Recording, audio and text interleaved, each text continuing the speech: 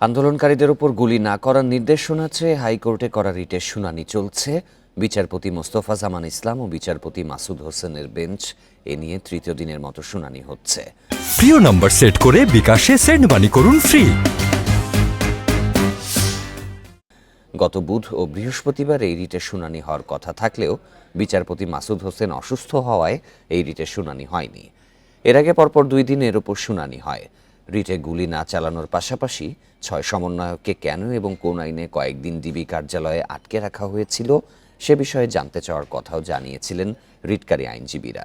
এদিকে আজ একই বেঞ্চে কোটা আন্দোলনের সময় বাসার ছাদে গুলিতে নিহত শিশু রিয়া গোপ সহ 16 শিশুর মৃত্যুর বিষয়ে বিচার বিভাগীয় তদন্ত ও ক্ষতিপূরণ চেয়ে হাইকোর্টে রিটের শুনানি হতে পারে আজ।